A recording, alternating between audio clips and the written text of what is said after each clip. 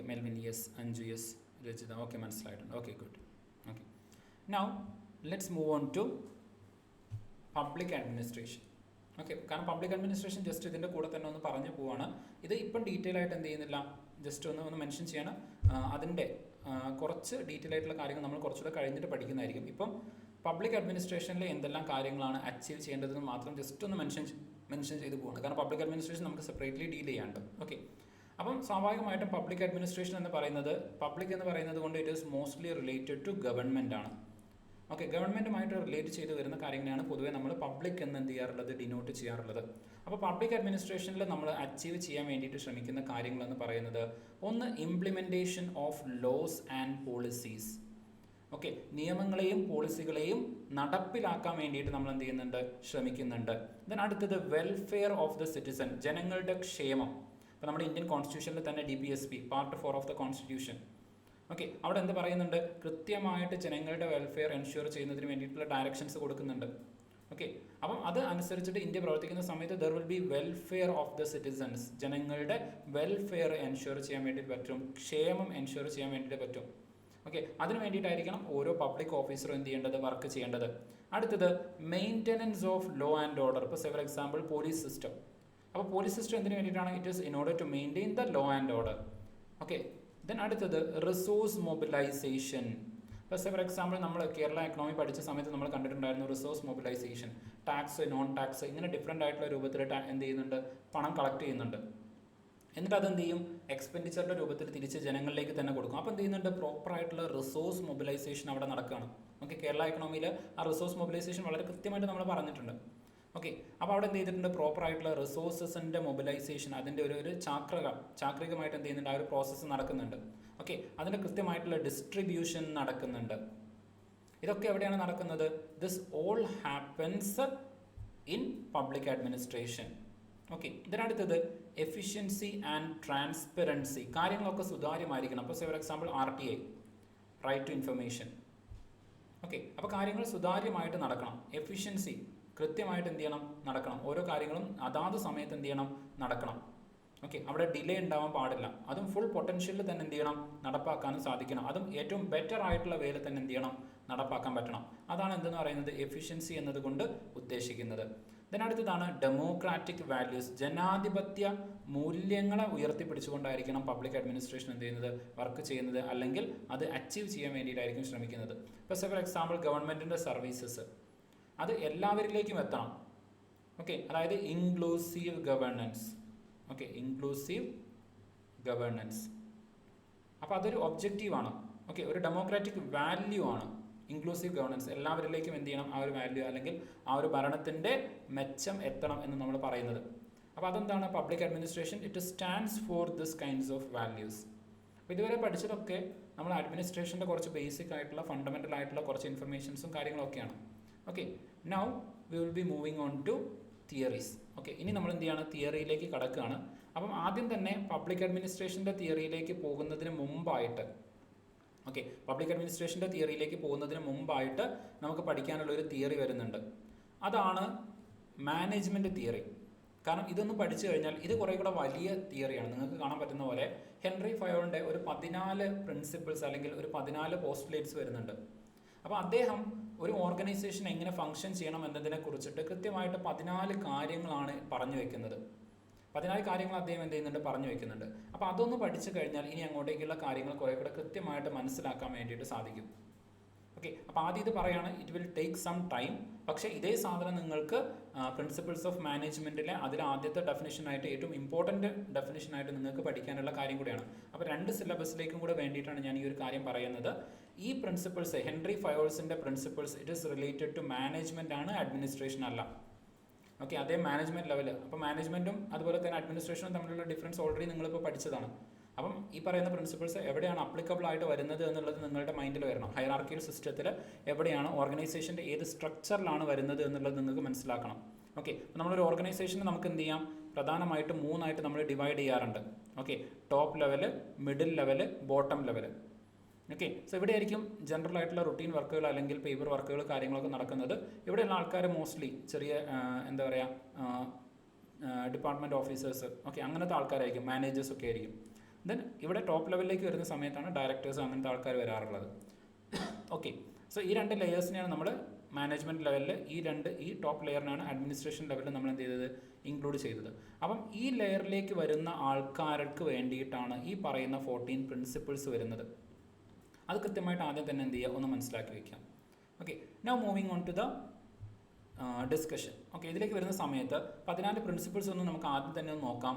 ആദ്യം division of work. ഇതിപ്പോൾ ഞാൻ കൃത്യമായിട്ട് പറയണമെന്നില്ല, ഓൾറെഡി നമ്മൾ നേരത്തെ ഞാൻ നിങ്ങൾക്ക് ആ സ്ലൈഡ് കാണിച്ചു തന്ന സമയത്ത് അവിടെ തന്നെ നിങ്ങൾക്ക് മനസ്സിലായിട്ടുണ്ടായിരിക്കും. Starting from our family setup onwards ഈ ഒരു ഡിവിഷൻ ഓഫ് ലേബർ എങ്ങനെയാണ് വർക്ക് ചെയ്യുന്നത് എന്നുള്ളത്. ഓക്കെ, അടുത്തതാണ് ഓതോറിറ്റി ആൻഡ് റെസ്പോൺസിബിലിറ്റി. ആദ്യം ഞാനൊന്ന് വായിച്ചു പോവാണ്, എന്നിട്ട് ആ കാര്യങ്ങൾ ഞാൻ നിങ്ങൾക്ക് പറഞ്ഞു തരാം. അടുത്തത് ഡിസിപ്ലിൻ. ദെൻ അടുത്തതാണ് യൂണിറ്റി ഓഫ് കമാൻഡ്, അതുപോലെ തന്നെ യൂണിറ്റി ഓഫ് ഡയറക്ഷൻ. രണ്ട് കാര്യങ്ങൾ വരുന്നുണ്ട്, യൂണിറ്റി ഓഫ് കമാൻഡ് വരുന്നുണ്ട്, യൂണിറ്റി ഓഫ് ഡയറക്ഷൻ വരുന്നുണ്ട്. Then comes subordination of individual interest to general interest. Then അടുത്തതാണ് റെമ്യൂണറേഷൻ ഓഫ് ദി എംപ്ലോയീസ്, അതായത് ജോലിക്കാർക്ക് കൊടുക്കുന്ന വേതനം. അടുത്തത് സെൻട്രലൈസേഷൻ ആൻഡ് ഡീസെൻട്രലൈസേഷൻ, അധികാര കേന്ദ്രീകരണവും വികേന്ദ്രീകരണവും രണ്ടും. Then scalar chains. ഓക്കെ, അതായത് ആ ഒരു അഡ്മിനിസ്ട്രേറ്റീവ് ചെയിനാണ് A to B or A to E, അങ്ങനെയുള്ള ആ ഒരു അഡ്മിനിസ്ട്രേറ്റീവ് ഹൈറാർക്കിയാണ് സ്കേലാർ ചെയിൻ എന്നതുകൊണ്ട് ഉദ്ദേശിക്കുന്നത്. ചെയിൻ ഓഫ് കമാൻഡ് എന്ന് പറയാം. അടുത്തത് ഓർഡർ. ഇപ്പോൾ നമ്മൾ നേരത്തെ പറഞ്ഞ പോലെ കൃത്യമായിട്ട് ഓരോ ഓർഗനൈസേഷനിൽ കൃത്യമായിട്ട് ഓരോ സാധനങ്ങളും ഓരോ ആൾക്കാരും ഓരോ ഓഫീസും കൃത്യമായിട്ട് പ്ലേസ് ചെയ്യണം, അതിനെയാണ് ഓർഡർ എന്ന് പറയുന്നത്. ദെൻ ഇക്വിറ്റി, എല്ലാവർക്കും ഒരേപോലെ എന്ത് ചെയ്യണം, സേവനങ്ങൾ എൻഷുർ ചെയ്യണം, അതാണ് ഇക്വിറ്റി എന്നതുകൊണ്ട് ഉദ്ദേശിക്കുന്നത്. പിന്നെ വരുന്നതാണ് സ്റ്റെബിലിറ്റി ഓഫ് പേഴ്സണൽ, എന്ന് വെച്ച് കഴിഞ്ഞാൽ ടെനർ പ്രൊട്ടക്ഷൻ എന്നൊക്കെ നമുക്ക് പറയാം. ദെൻ അടുത്തതാണ് ഇനീഷ്യേറ്റീവ്. ഓക്കെ, അതായത് ഓരോരുത്തർക്കും അവരുടേതായിട്ടുള്ള ഇൻഡിവിജ്വൽ കപ്പാസിറ്റിയിൽ പുതിയ പുതിയ കാര്യങ്ങളെ കോൺട്രിബ്യൂട്ട് ചെയ്യാൻ എന്ത് ചെയ്യണം, ഒരു സഹായം അല്ലെങ്കിൽ അതിനുള്ള ഒരു ഓപ്പർച്യൂണിറ്റി ഉണ്ടായിരിക്കണം, അതിനെയാണ് ഇനീഷ്യേറ്റീവ് എന്നതുകൊണ്ട് ഉദ്ദേശിക്കുന്നത്. അടുത്തതാണ് എസ്പ്രിറ്റ് ഡേ കോപ്സ്. ഓക്കെ, ഇപ്പോൾ കോപ്സ് എന്ന് വെച്ച് കഴിഞ്ഞാൽ പരസ്പരം കോർഡിനേറ്റ് ചെയ്യുക, എല്ലാവരും പരസ്പര സഹകരണത്തോട് കൂടിയിട്ട് എന്ത് ചെയ്യുക, പ്രവർത്തിക്കുക, ഒരു ഓർഗനൈസേഷണൽ വർക്കിംഗ് കൾച്ചർ ബിൽഡ് ചെയ്യുക, അതാണ് ഇവിടെ ഉദ്ദേശിക്കുന്നത് എസ്പ്രിറ്റ് ഡേ കോപ്സ് എന്നതുകൊണ്ട് ഉദ്ദേശിക്കുന്നത്. ഓക്കെ, സോ ഇതൊന്ന് ഇനി നമുക്ക് ജസ്റ്റ് ഒന്ന് ഡീറ്റെയിൽ ആയിട്ട് നോക്കാം, എന്നിട്ട് നമുക്ക് എന്ത് ചെയ്യാം, അഡ്മിനിസ്ട്രേഷൻ്റെ തിയറിയിലേക്ക് തന്നെ പോവാം. Okay, so division of work ഇത് ഓൾറെഡി നമ്മൾ കണ്ടു. ഇപ്പോൾ ഫോർ എക്സാമ്പിൾ ഓരോ ഓഫീസേഴ്സിനും ഡിഫറെൻ്റ് ആയിട്ടുള്ള വർക്കുകൾ ഏതൊരു സിസ്റ്റത്തിലായിരിക്കും ഡിവൈഡ് ചെയ്ത് കൊടുത്തിട്ടുണ്ടായിരിക്കും. Okay, starting from the security, അയാൾക്ക് ആ സെക്യൂരിറ്റി റിലേറ്റഡ് ആയിട്ടുള്ള കാര്യങ്ങളായിരിക്കും നോക്കേണ്ടി വരുന്നത്. ദെൻ റിസപ്ഷനിസ്റ്റ് ഉണ്ടായിരിക്കും. ഓക്കെ, ദെൻ എൻക്വയറിയിലുള്ള ആളുണ്ടായിരിക്കും. അപ്പോൾ ഓരോരുത്തർക്കും അതാത് വർക്കുകൾ മാത്രം ചെയ്താൽ മതി. ഓക്കെ, ദെൻ ഓഫീസ് അറ്റൻഡൻറ്റ് ഉണ്ടായിരിക്കും, പേഴ്സണൽ അസിസ്റ്റൻറ്റ് ഉണ്ടായിരിക്കും. അപ്പോൾ ഇങ്ങനെ ഓരോ കാര്യങ്ങളും ഓരോരുത്തർക്ക് ഡിവൈഡ് ചെയ്ത് കൊടുത്തിട്ടുണ്ടായിരിക്കും, അത് ഓരോ ഓർഗനൈസേഷനിലായാലും. ഓക്കെ, ദെൻ അടുത്തത് ഓതോറിറ്റി ആൻഡ് റെസ്പോൺസിബിലിറ്റി. ഓരോരുത്തർക്കും അതാത് കാര്യങ്ങൾ ചെയ്യേണ്ടതായിട്ടുണ്ടായിരിക്കും. ഓക്കെ, അതാത് ഫീൽഡുമായിട്ട് അതാത് ജോലിയുമായിട്ട് ബന്ധപ്പെട്ടിട്ട് അവർക്ക് ചില പവേഴ്സും കൊടുത്തിട്ടുണ്ടായിരിക്കും. ഓക്കെ, ചിലപ്പോൾ എന്തായിരിക്കും, ചില ആളുകൾ ഹയർ ചെയ്യാനായിരിക്കും. ഇപ്പോൾ ഫോർ എക്സാമ്പിൾ ഒരു സോഷ്യൽ മീഡിയ മാനേജർ, അദ്ദേഹത്തിന് എന്ത് ചെയ്യാൻ പറ്റും, വീഡിയോ എഡിറ്ററെ ഹയർ ചെയ്യാൻ വേണ്ടിയിട്ട് പറ്റും. ഓക്കെ, ദെൻ അദ്ദേഹത്തിന് എന്ത് ചെയ്യാൻ പറ്റും, ഇപ്പം SEO മാനേജ്മെൻറ്റിന് വേണ്ടിയിട്ട് ഒരാളെ ഹയർ ചെയ്യാൻ വേണ്ടിയിട്ട് പറ്റും. ഇതൊക്കെ എന്താണ്, അയാളുടെ കപ്പാസിറ്റിയിൽ വരുന്ന കാര്യങ്ങളാണ്. ഓക്കെ, അപ്പം മാക്സിമം എന്ത് ചെയ്യണം, അഡ്വർടൈസ്മെൻറ്റ് നടത്തണം, അതിലൂടെ എന്ത് ചെയ്യണം, ഓർഗനൈസേഷനെ പ്രൊമോട്ട് ചെയ്യണം. ഇതൊക്കെ അദ്ദേഹത്തിൻ്റെ ഓതോറിറ്റിയാണ്. And he is responsible for it. Proper സമയത്ത് നല്ല സ്കില്ലുള്ള ഒരാളെ ഹയർ ചെയ്യുന്നതിന് വേണ്ടിയിട്ട്, എന്നിട്ട് എന്താണോ ഔട്ട്പുട്ട് കമ്പനി ഡിമാൻഡ് ചെയ്യുന്നത് അത് കൊടുക്കാൻ he will be responsible. Okay, അതായത് മാർക്കറ്റിൽ ഡിമാൻഡുള്ള ആഡ് കൊടുക്കാൻ പറ്റണം. ഓക്കെ, പ്രോപ്പറായിട്ടുള്ള നല്ല ആഡ് ആളുകൾ വാച്ച് ചെയ്യുന്ന രൂപത്തിലേക്ക് വിത്ത് clarity with content on time provide ചെയ്യാൻ വേണ്ടിയിട്ട് പറ്റണം. അപ്പോൾ അതാണ് ആ സോഷ്യൽ മീഡിയ മാനേജറുടെ ഒരു റെസ്പോൺസിബിലിറ്റി എന്ന് പറയുന്നത്.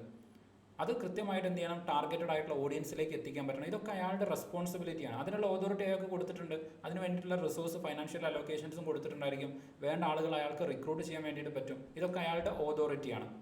Okay, so this all his authority and his responsibility is to deliver the result. അടുത്തത് ഡിസിപ്ലിൻ. കൃത്യമായിട്ട് ഇപ്പോൾ ഫോർ എക്സാമ്പിൾ ഏത് ഓർഗനൈസേഷൻ ആയാലും അതിനൊരു ഓപ്പണിംഗ് ടൈം ഉണ്ടായിരിക്കും, ക്ലോസിംഗ് ടൈം ഉണ്ടായിരിക്കും. അപ്പം ആ സമയത്ത് ഓഫീസിൽ ഉണ്ടാവുക എന്ന് പറയുന്നത് ഡിസിപ്ലിൻ്റെ ഭാഗമാണ്. അതുപോലെ തന്നെ അവിടുത്തെ കൃത്യമായിട്ടുള്ള ഇപ്പോൾ ഫോർ എക്സാമ്പിൾ ഒരു ബിഹേവിയറൽ പാറ്റേൺ ഉണ്ടായിരിക്കും. ഓക്കെ, ഒരു ഡ്രസ് കോഡ് ഉണ്ടായിരിക്കും.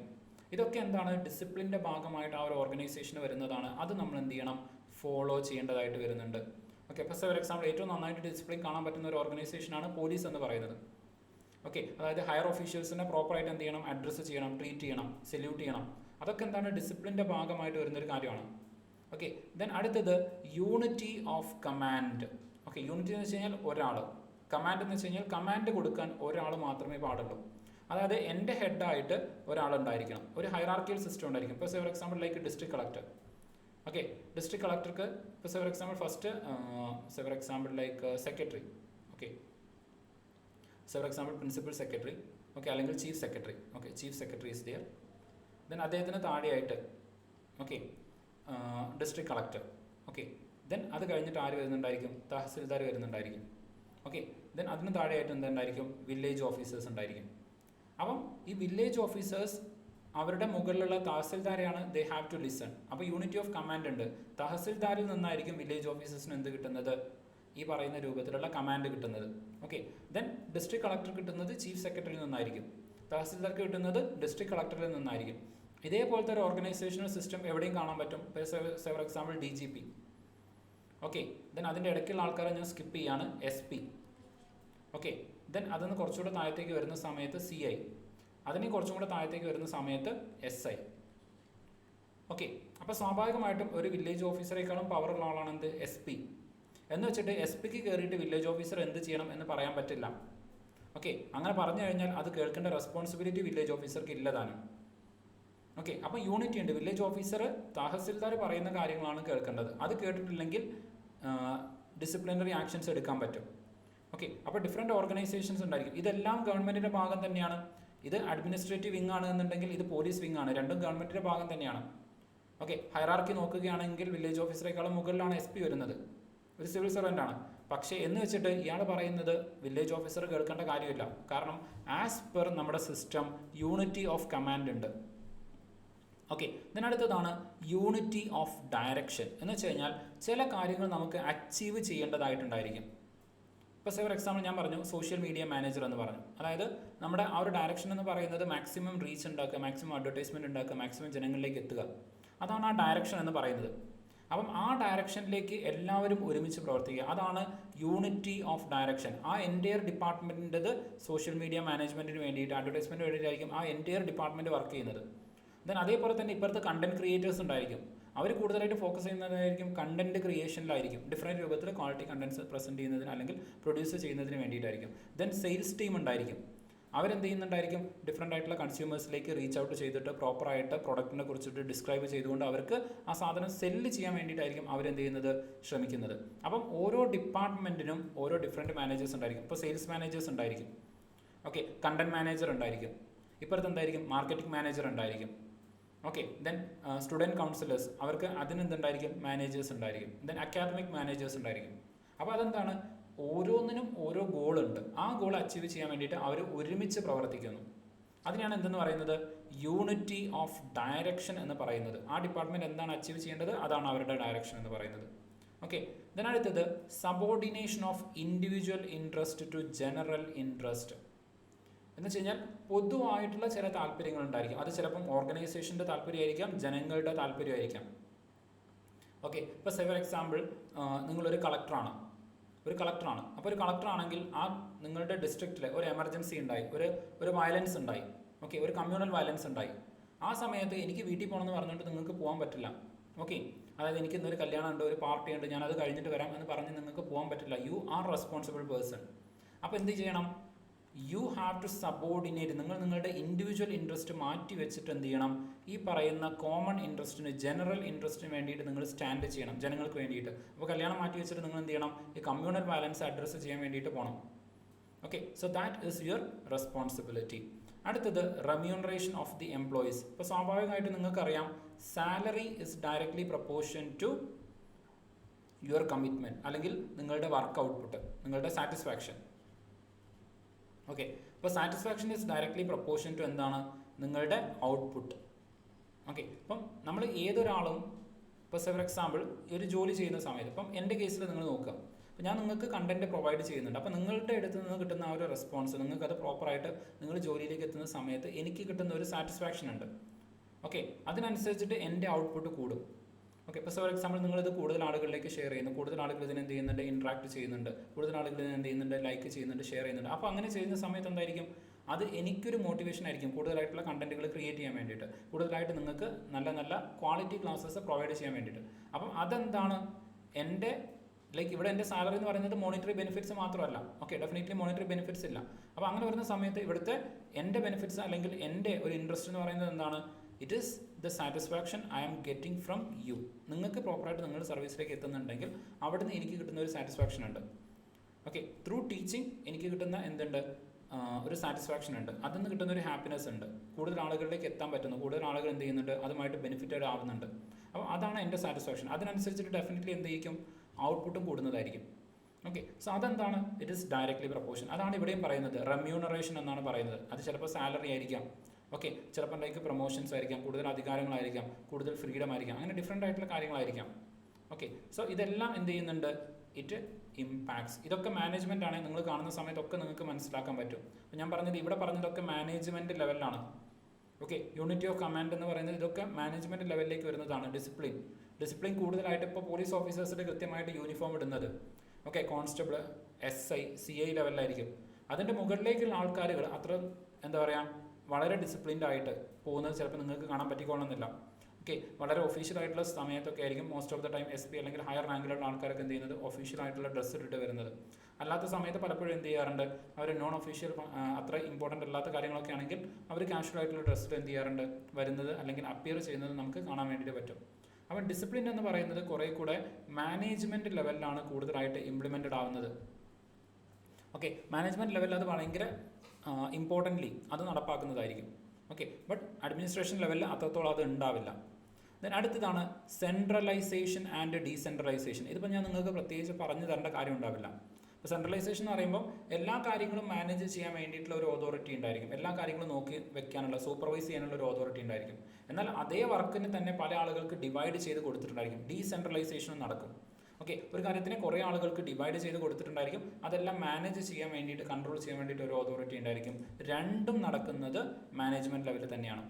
ഓക്കെ, ഇപ്പോൾ ഫോർ എക്സാമ്പിൾ ഒരു ഡയറക്ടർ ഉണ്ടായിരിക്കും, ആ ഡയറക്ടറുടെ കീഴിൽ കുറേ മാനേജേഴ്സ് ഉണ്ടായിരിക്കും. ഓക്കെ, കുറേ മാനേജേഴ്സ് ഉണ്ടായിരിക്കും. ഞാൻ നേരത്തെ പറഞ്ഞ പോലെ സെയിൽസ് മാനേജർ ഉണ്ടായിരിക്കും, അക്കാഡമിക് മാനേജേഴ്സ് ഉണ്ടായിരിക്കും, കണ്ടന്റ് മാനേജ്മെൻറ്റ് ഉണ്ടായിരിക്കും, മാർക്കറ്റിംഗ് മാനേജർ ഉണ്ടായിരിക്കും. ഇവരുടെ കീഴിൽ ഡിഫറെൻ്റ് ആയിട്ടുള്ള ആൾക്കാർ വേറെ ഉണ്ടായിരിക്കും. ഓക്കെ, ബട്ട് ഈ പറയുന്ന സെയിൽസുമായിട്ട് ബന്ധപ്പെട്ട എല്ലാ കാര്യങ്ങളെയും നോക്കുന്നതിന് വേണ്ടി സെൻട്രലൈസ്ഡ് ആയിട്ട് സെയിൽസ് മാനേജർ എന്ന് പറയുന്ന ഒരു അതോറിറ്റി ഉണ്ട്.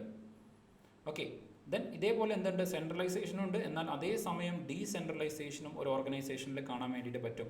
അടുത്തതാണ് സ്കേലാർ ചെയിൻ എന്ന് പറയുന്നത്. എന്ന് വെച്ച് കഴിഞ്ഞാൽ ചെയിൻ ഓഫ് കമാൻഡ്. ഇപ്പം നമ്മളിവിടെ വരച്ച ഇതേപോലത്തെ ഒരു ചെയിൻ ഓഫ് കമാൻഡ്, ഒരു ഹൈറാർക്കി ഉണ്ടായിരിക്കും. എസ്പെഷ്യലി പബ്ലിക് അഡ്മിനിസ്ട്രേഷനിലൊക്കെ നിങ്ങൾക്ക് ആ ഒരു ഹൈറാർക്കി കൃത്യമായിട്ട് കാണാൻ വേണ്ടിയിട്ട് പറ്റും. ഓക്കെ, അതെന്തിനു വേണ്ടിയിട്ടാണ്, ഈ യൂണിറ്റി ഓഫ് കമാൻഡ് കൊണ്ടുവരുന്നതിനും കൂടെ വേണ്ടിയിട്ടാണ് ഈ ഒരു ഹൈറാർക്കിയൽ സിസ്റ്റം കൊണ്ടുവരുന്നത്. ഒരു ടോപ്പ് ഓഫീസർ ഉണ്ടായിരിക്കും, അതിന് താഴെ അടുത്താൾ, അതിന് താഴെ അടുത്താൾ, അതിന് താഴെ അടുത്താൾ. ഇതിനെയാണ് സ്കേലാർ ചെയിൻ എന്നതുകൊണ്ട് ഉദ്ദേശിക്കുന്നത്. അടുത്തതാണ് ഓർഡർ. ഓരോ കാര്യങ്ങളും എങ്ങനെ എക്സിക്യൂട്ട് ചെയ്യണം, എങ്ങനെ ഫംഗ്ഷൻ ചെയ്യണം എന്നത് കൃത്യമായിട്ട് പറയുന്നതാണ് ഓർഡർ എന്നതുകൊണ്ട് ഉദ്ദേശിക്കുന്നത്. ഓക്കെ, അപ്പോൾ നമ്മൾ നേരത്തെ കണ്ടിട്ടുണ്ടായിരുന്നു ഒരു ഓർഗനൈസേഷൻ, അവിടെ ലൈക്ക് റിസപ്ഷനിസ്റ്റ് ഓരോരുത്തർക്കും ഓരോരോ സ്ഥലം കൊടുത്തിട്ടുണ്ട്. അത് ഓർഡറായിട്ടാണ് എന്ത് ചെയ്യുന്നത്, ആ ഒരു പ്രോസസ്സ് പോകുന്നത്. ഒരു ഫയൽ മൂവ് ചെയ്യുന്നത് ഫ്രം വൺ ഡിപ്പാർട്ട്മെൻറ്റ് ടു അടുത്തത് ഓർഡറായിട്ടായിരിക്കും അത് എന്ത് ചെയ്യുന്നത്, പോകുന്നത്. ഓക്കെ, സോ അതിനെയാണ് നമ്മൾ എന്തെന്ന് പറയുന്നത്, ഓർഡർ എന്ന് പറയുന്നത്. ദെൻ ഇക്വിറ്റി എന്ന് പറയുന്നത് സേവനം എല്ലാവർക്കും ഒരേപോലെ ലഭ്യമാക്കാൻ വേണ്ടിയിട്ട് സാധിക്കണം. ഓക്കെ, ഒരു ഈക്വൽ ട്രീറ്റ്മെൻറ്റ്, അതിനെയാണ് എന്തെന്ന് പറയുന്നത്, ഇക്വിറ്റി എന്നതുകൊണ്ട് ഉദ്ദേശിക്കുന്നത്. There is a equity. ഇതിനടുത്തത് stability of personal.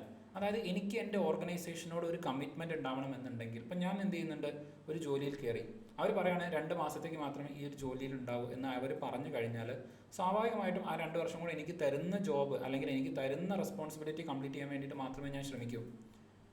Okay, അതിലെനിക്കൊരു improvement ഉണ്ടാകും. കാരണം 2 വർഷം കഴിഞ്ഞ് കഴിഞ്ഞാൽ എന്നെ എന്തായാലും പിരിച്ചുവിടും. അപ്പോൾ പിന്നെ ഞാൻ എന്ത് ചെയ്യേണ്ട, അതിന് വേണ്ടിയിട്ട് ഒരു കമ്മിറ്റ്മെൻറ്റ് കാണിക്കേണ്ട. ഇതായിരിക്കും നമ്മുടെ ഒരു attitude.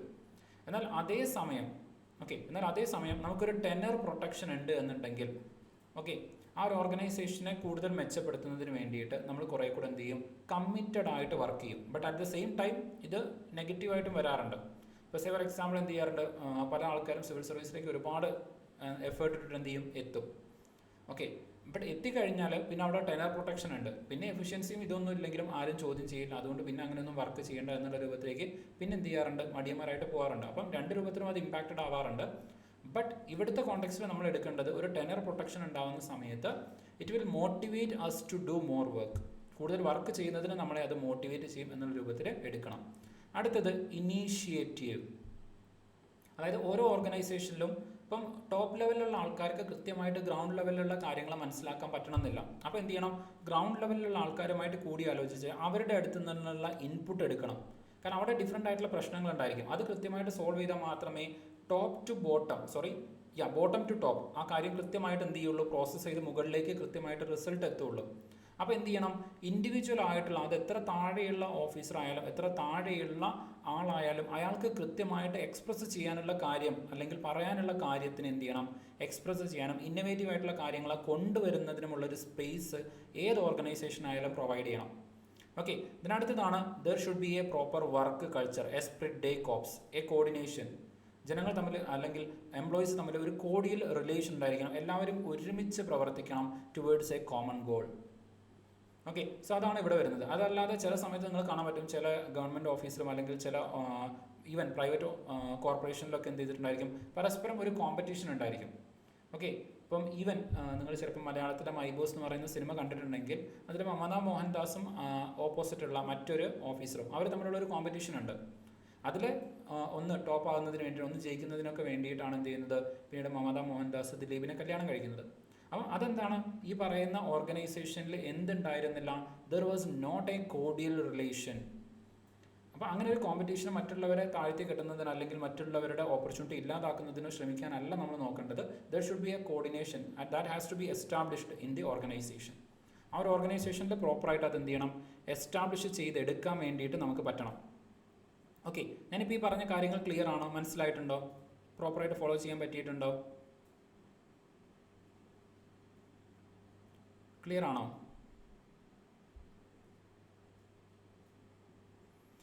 Rajitha, Athira, Anju, yes. Sindhu clear ആണ്. Okay, Melvin, yes Melvin, Anju, okay clear ആണ്, എല്ലാവർക്കും ക്ലിയർ ആണ്. Okay fine, good. ഓക്കെ, അപ്പം ഇത് നിങ്ങൾ പ്രത്യേകം ഒന്ന് ഓർത്ത് വെക്കണം, ഹെൻറി ഫയോണിൻ്റെ 14 പ്രിൻസിപ്പിൾസ്, അതിൽ എന്തെല്ലാം കാര്യങ്ങളാണ് വരുന്നതെന്ന്. കാരണം ഇനി നമ്മൾ ഡിഫറെൻ്റ് ആയിട്ടുള്ള തിയറീസ് ഒക്കെ പഠിക്കുമ്പോൾ അങ്ങോട്ടേക്കും മാറിപ്പോകാൻ സാധ്യതയുണ്ട്. അപ്പോൾ ഇങ്ങനെയാണ് ഈ ഒരു 14 പ്രിൻസിപ്പിൾസായിട്ട് എന്ത് ചെയ്യുന്നത് വരുന്നത്, ഹെൻറി ഫയോൾ. അദ്ദേഹത്തിൻ്റെ ജസ്റ്റ് ഒന്ന് എന്ത് ചെയ്യുക, നോട്ട് ചെയ്ത് വെക്കുക. ദെൻ ഇനി നമ്മൾ ഡിഫറെൻ്റ് ആയിട്ടുള്ള ഡെഫിനിഷൻസ് പഠിക്കാൻ പോവാണ്. ഓക്കെ, ഡിഫറെൻ്റ് ആയിട്ടുള്ള തിങ്കേഴ്സ്, അവരുടെ ഡിഫറെൻ്റ് ആയിട്ടുള്ള ഡെഫിനിഷൻസും കാര്യങ്ങളൊക്കെയാണ് ഇനി നമ്മൾ പഠിക്കാൻ പോകുന്നത്. അപ്പോൾ ആദ്യം ആരാണ് എന്താണ് പറഞ്ഞത് എന്നുള്ളത് നോക്കും, അതിൻ്റെ റെലവൻസും സ്കോപ്പും അപ്പം തന്നെ നമ്മൾ നോക്കും. ഓക്കെ, അതിൻ്റെ റെലവൻസ് എന്താണ്, അതുപോലെ തന്നെ അതിൻ്റെ സ്കോപ്പ് എന്താണ്. ഓക്കെ, ദെൻ ആരാണ് പറഞ്ഞത്, അതെന്താണ് മീൻ ചെയ്യുന്നത്, ഇത്രയും കാര്യം നോക്കിക്കഴിഞ്ഞാൽ ആ ഒരു ഏരിയ ക്ലിയർ ആണ്. അപ്പോൾ ആ രൂപത്തിലായിരിക്കും ഓരോരുത്തരുടെയും ഡെഫിനിഷൻ നമ്മൾ എന്ത് ചെയ്യുന്നത്, നോക്കുന്നത്. അപ്പോൾ സ്കോപ്പും ഇവിടെ കവർ ചെയ്യുന്നത് കൊണ്ട് നമ്മൾ ആ ഒരു മൊഡ്യൂൾ ഇവിടെ തന്നെ കംപ്ലീറ്റ് ആവും. ഓക്കെ, ഡെഫിനിഷൻ ആൻഡ് സ്കോപ്പ് എന്ന് പറയുന്ന കാര്യം ഇതിൻ്റെ കൂടെ തന്നെ പോകാൻ പറ്റും. പിന്നെ ഒരു കാര്യം കൂടെ നിങ്ങൾ ശ്രദ്ധിക്കുക, പല ആളുകളും അഡ്മിനിസ്ട്രേഷനെ കുറിച്ച് പല ഒപ്പീനിയനും പറഞ്ഞിട്ടുണ്ടാവും. ഓക്കെ, അതായത് ഞാനിവിടെ പഠിപ്പിക്കുന്ന അത്ര ആൾക്കാർ മാത്രമല്ല തിങ്കേഴ്സായിട്ട് സ്കോളേഴ്സായിട്ടുള്ളത്, അതല്ലാത്ത ഒരുപാട് ആളുകൾ വരുന്നുണ്ട്. അതാണ് ഞാൻ പറഞ്ഞത്, ഇതൊരു ജനറൽ സബ്ജക്റ്റ് ആണ് പബ്ബാഡ് എന്ന് പറയുന്നത്. ഓക്കെ, അപ്പോൾ അതിൽ ഏറ്റവും മോസ്റ്റ് പ്രോബബിൾ ആയിട്ട് ചോദിക്കാൻ സാധ്യതയുള്ള ആൾക്കാരെ മാത്രം എടുത്തിട്ടാണ് ഞാൻ എന്ത് ചെയ്തത്, ഇവിടെ ആഡ് ചെയ്തിരിക്കുന്നത്. അപ്പോൾ ഇത്ര ആൾക്കാരെ ഉണ്ടാവും എന്നുള്ളത് പറയാൻ പറ്റില്ല, ഇനിയും ഒരുപാട് ആളുകൾ ആഡ് ചെയ്യാൻ വേണ്ടിയിട്ട് പറ്റും. ഈവൻ പബ്ലിക് അഡ്മിനിസ്ട്രേഷനിൽ വേണമെങ്കിൽ നമുക്ക് ചാണക്യനെ കൊണ്ടുവരാൻ പറ്റും. അദ്ദേഹത്തിൻ്റെ അർത്ഥശാസ്ത്രം എന്ന് പറയുന്നത് it is one of the authentic book. Public അഡ്മിനിസ്ട്രേഷനെ കുറിച്ചിട്ട് കൃത്യമായിട്ട് ഇന്ത്യയിൽ തന്നെ ആദ്യമായിട്ട് രചിക്കപ്പെട്ട ഒരു ബുക്ക് ഏതാണെന്ന് ചോദിച്ചു കഴിഞ്ഞാൽ അർത്ഥശാസ്ത്രമാണെന്ന് നമുക്ക് പറയാൻ പറ്റും. ഓക്കെ, സ്റ്റേറ്റ് ക്രാഫ്റ്റിനെ കുറിച്ച് കൃത്യമായിട്ട് പറഞ്ഞിട്ടുള്ള ആദ്യത്തെ ബുക്കാണത്. അപ്പോൾ അങ്ങനെയൊക്കെ നോക്കുന്ന സമയത്ത് ഒരുപാട് ആൾക്കാരെ ഇതിലേക്ക് നമുക്ക് കൊണ്ടുവരാൻ വേണ്ടിയിട്ട് പറ്റും. അപ്പോൾ എല്ലാവരെയും കൂടെ ഞാൻ ഇൻക്ലൂഡ് ചെയ്യുന്നില്ല. അപ്പം ഇതൊരു കോംപ്രഹെൻസീവ് ആണെന്ന് ഞാൻ പറയില്ല, ബട്ട് കോമ്പറ്റേറ്റീവ് ആണ്, നിങ്ങൾക്ക് എക്സാമിനേഷന് യൂസ്ഫുൾ ആയിട്ട് വരുന്ന കാര്യങ്ങളായിരിക്കും. Okay, now moving on to this. ആദ്യം നമ്മൾ പഠിക്കുന്നത് H.A. ഗൊഡാർഡ് ആണ്. Okay, H.A. ഗൊഡാർഡ് അദ്ദേഹം പറയുന്നത് അഡ്മിനിസ്ട്രേഷൻ ഈസ് ആൻ ഇനാബിളിംഗ് പ്രോസസ്സാണ്. Enabling process, it covers whole art of carrying into effect any policy, plan or undertaking whether conceived by government, public or private agency. അപ്പോൾ ഞാൻ keyword ചെയ്തിരിക്കുന്ന വാക്കുകൾ മാത്രം നിങ്ങൾ കൂടുതലൊന്ന് focus ചെയ്യാം. ഓക്കെ, അപ്പോൾ ഒന്ന് ഇവിടെ ഫസ്റ്റ് തന്നെ നിങ്ങൾക്ക് മനസ്സിലായിട്ടുണ്ടായിരിക്കും, ഗൊഡാർഡ് ഫോക്കസ് ചെയ്യുന്നത് പ്രോസസ്സിലാണ്, അഡ്മിനിസ്ട്രേറ്റീവ് പ്രോസസ്സിലാണ് അദ്ദേഹം എന്ത് ചെയ്യുന്നത്, ഫോക്കസ് ചെയ്യുന്നത്. ദെൻ രണ്ടാമത്തത് നിങ്ങൾ നോക്കുക, ഇവിടെ കൃത്യമായിട്ട് പോളിസി, പ്ലാൻ, അണ്ടർടേക്കിങ്സ് എന്ന് വെച്ച് കഴിഞ്ഞാൽ അപ്പർ ലെവൽ കാര്യങ്ങളെ കുറിച്ചിട്ടാണ് മെൻഷൻ ചെയ്യുന്നത്. ദെൻ അടുത്തത് ഗവൺമെൻറ്, പബ്ലിക്, പ്രൈവറ്റ് ഏജൻസി. അപ്പം പബ്ലിക് അഡ്മിനിസ്ട്രേഷൻ എന്ന് പറയുന്നത് അല്ലെങ്കിൽ അഡ്മിനിസ്ട്രേഷൻ എന്ന് പറയുന്നത് ഒരു യൂണിവേഴ്സൽ കൺസെപ്റ്റ് ആയിട്ടാണ് അവതരിപ്പിക്കുന്നത്. ഓക്കെ, യൂണിവേഴ്സൽ കൺസെപ്റ്റാണ് എന്ന് വെച്ച് കഴിഞ്ഞാൽ ഈ പറയുന്ന രൂപത്തിൽ government, public or private agency ആർക്കും ഇത് യൂസ്ഫുൾ ആണ്. ഓക്കെ, അതായത് ഇന്ന ഗ്രൂപ്പ് ഓഫ് ആൾക്കാർക്ക് മാത്രമേ ഉപയോഗിക്കാൻ പറ്റുന്നില്ല. ഇറ്റ് ഈസ് എ യൂണിവേഴ്സൽ ആയിട്ടുള്ള കാര്യമാണ് എന്നാണ് ആര് പറഞ്ഞു വെക്കുന്നത്? ഗൊഡാർഡ് പറഞ്ഞു വെക്കുന്നത്. ഓക്കെ, ഗൊഡാർഡ് പറഞ്ഞു വെക്കുന്നത് ഈ ഒരു കാര്യമാണ്. സോ ഇത് യൂണിവേഴ്സൽ ആയിട്ട് എന്ത് ചെയ്യുന്നുണ്ട്? പബ്ലിക് അഡ്മിനിസ്ട്രേഷൻ അപ്ലൈ ചെയ്യണം. ഓക്കെ, കുറച്ച് തിയറിയാണ്, ഐ നോ, ചിലപ്പം ഒരു മടുപ്പുള്ളതായിരിക്കും, ബട്ട് ജസ്റ്റ് ഒന്ന് ഫോളോ ചെയ്യാം. ഓക്കെ, സോ ഒന്ന് പ്രോസസ് ഓറിയൻറ്റഡ് ആണ്. രണ്ടാമത്തത് അപ്പർ ലെവലിലേക്കാണ് ഈ ഒരു അഡ്മിനിസ്ട്രേഷൻ ഇദ്ദേഹം പ്ലേസ് ചെയ്യുന്നത്. അടുത്തത് യൂണിവേഴ്സൽ ആക്കുന്നുണ്ട്, എന്ന് വെച്ചാൽ കുറേ കൂടെ ബ്രോഡൺ ചെയ്യുന്നുണ്ട്. ഓക്കെ, അതായത് പബ്ലിക്കിന് വേണ്ടിയിട്ട് മാത്രമോ അല്ലെങ്കിൽ പോളിസി മേക്കിങ്ങിന് വേണ്ടിയിട്ട് മാത്രമോ അല്ല അഡ്മിനിസ്ട്രേഷൻ എന്ന് പറയുന്നത്. അഡ്മിനിസ്ട്രേഷൻ ഒരു യൂണിവേഴ്സൽ കൺസെപ്റ്റ് ആയിട്ട് പ്രസന്റ് ചെയ്യുന്നുണ്ട്. So universalisation of the administration, അതും ഇദ്ദേഹത്തിൻ്റെ ഒരു അച്ചീവ്മെൻ്റ് ആണ്, അല്ലെങ്കിൽ ഇദ്ദേഹത്തിൻ്റെ ഈ ഒരു ഡെഫിനിഷൻ്റെ ഒരു സിഗ്നിഫിക്കൻസ് ആയിട്ട് നിങ്ങൾ മനസ്സിലാക്കണം. ഓക്കെ, ഇനി ഇദ്ദേഹം ഫോക്കസ് ചെയ്യുന്നത് ബോത്ത് ഫങ്ഷണൽ ആൻഡ് പ്രാക്ടിക്കൽ ആസ്പെക്റ്റിന് എന്ത് ചെയ്യുന്നുണ്ട്? ഫോക്കസ് ചെയ്യുന്നുണ്ട്. ഓക്കെ, അപ്പോൾ ഈ ഫങ്ഷണൽ ആസ്പെക്റ്റിലേക്ക് വരുന്നതാണ് എന്ത്? Policy, planning, undertaking. ഇതൊക്കെ ഡിഫറെൻ്റ് ആയിട്ടുള്ള ഫംഗ്ഷൻസ് ആണ്. പോളിസി മേക്കിംഗ് എന്ന് പറയുന്നത് ഒരു ഫംഗ്ഷനാണ്, പ്ലാൻ മേക്കിംഗ് എന്ന് പറയുന്നത് ഒരു ഫംഗ്ഷനാണ്. ഓക്കെ, ദെൻ ഇതിൻ്റെ പ്രാക്ടിക്കൽ ആസ്പെക്റ്റ് എന്ന് പറയുന്നത് എവിടെ അപ്ലൈ ചെയ്യുന്നു എന്നത്, അതാണ് എന്ത്? Practical aspect. അപ്പോൾ ആർക്കൊക്കെ അപ്ലിക്കബിൾ ആണ്? ഗവൺമെൻറ്റിന് അപ്ലിക്കബിൾ ആണ്, പബ്ലിക്കിന് അപ്ലിക്കബിൾ ആണ്, പ്രൈവറ്റ് ഏജൻസിക്ക് അപ്ലിക്കബിൾ ആണ്. അപ്പോൾ എന്ത് വരുന്നുണ്ട്? He focuses on functional and practical aspect of administration. ഫങ്ഷണലും പ്രാക്ടിക്കലുമായിട്ടുള്ള ആസ്പെക്റ്റിൽ എന്ത് ചെയ്യുന്നുണ്ട്?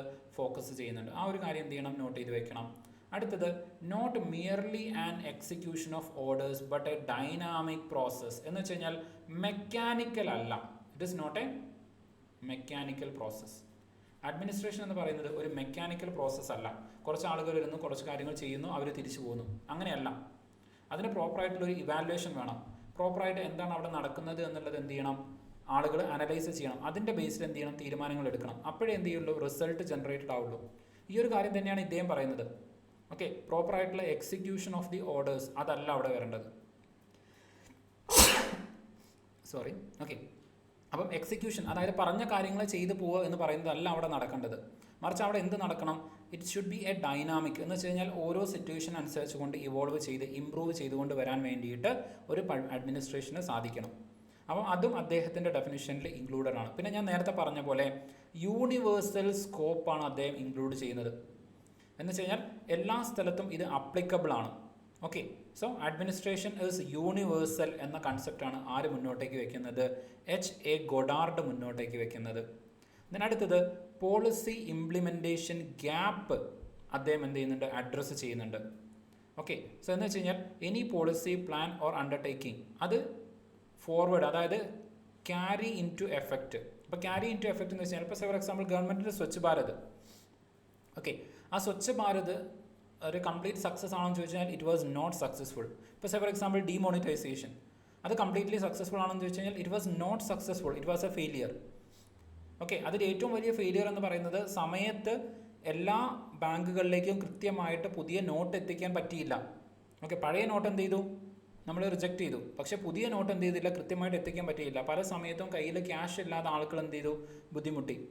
അപ്പം കൃത്യമായിട്ട് ഡിമോണിറ്റൈസേഷൻ എന്ന് പറയുന്ന ആ ഒരു പോളിസി നടപ്പാക്കണമെങ്കിൽ നമുക്ക് ഒഫീഷ്യൽ കപ്പാസിറ്റി വേണമായിരുന്നു. അത്രത്തോളം നോട്ട് പ്രിന്റ് ചെയ്യുന്നതിന്, സമയത്ത് അത് ഡിസ്ട്രിബ്യൂട്ട് ചെയ്യുന്നതിന് വേണ്ടിയിട്ട് ബാങ്കിൻ്റെ കപ്പാസിറ്റി, ഡിജിറ്റൽ കപ്പാസിറ്റി, ഇതെല്ലാം നമുക്ക് അന്നുണ്ടായിരുന്നെങ്കിൽ ഡിമോണിറ്റൈസേഷൻ സക്സസ്ഫുൾ ആയനെ. ഓക്കെ, ഇപ്പോൾ ക്യാരിയിങ് ഇൻ ടു എഫക്റ്റ്, അതിനൊരു റിസൾട്ടിലേക്ക് കൊണ്ടുവരണമെന്നുണ്ടെങ്കിൽ, ഒരു റിസൾട്ടിലേക്ക് എത്തിക്കണമെന്നുണ്ടെങ്കിൽ അതിനെന്ത് വേണം? അഡ്മിനിസ്ട്രേറ്റീവ് കപ്പാസിറ്റി വേണം എന്നാണ് പറയുന്നത്. ഓക്കെ, അഡ്മിനിസ്ട്രേറ്റീവ് കപ്പാസിറ്റി ഉണ്ടെങ്കിൽ മാത്രമേ ഈ പറയുന്ന പോളിസി ഇംപ്ലിമെൻറ്റേഷൻ സക്സസ്ഫുൾ ആവുകയുള്ളൂ. അപ്പം പലപ്പോഴും പോളിസി ഫെയിലിയർ ആവുന്നത് കാരണം എന്താണ്? അഡ്മിനിസ്ട്രേറ്റീവ് കപ്പാസിറ്റി ഇല്ല. ഓക്കെ, അഡ്മിനിസ്ട്രേറ്റീവ് കപ്പാസിറ്റി ഇല്ല. അപ്പോൾ കപ്പാസിറ്റി ഇല്ലെങ്കിൽ എന്തായിരിക്കും? പോളിസി ഇംപ്ലിമെൻറ്റേഷൻ നടക്കില്ല. പോളിസി വേണ്ട രൂപത്തിൽ നമുക്ക് നടപ്പാക്കാൻ പറ്റില്ല. ഓക്കെ, ഇപ്പോൾ പലപ്പോഴും നമ്മുടെ ഗവൺമെൻറ് ഓഫീസിൽ അല്ലെങ്കിൽ ഗവൺമെൻറ് ഹോസ്പിറ്റലിലൊക്കെ നമ്മൾ ഫേസ് ചെയ്യുന്ന ഏറ്റവും വലിയൊരു ഇഷ്യൂ എന്ന് പറയുന്നത് റിസോഴ്സ് കൺസ്ട്രെയിൻസ് ആണ്. ഓക്കെ, ഒരു റിസോഴ്സ് കൺസ്ട്രെയിൻസ് ആണ്.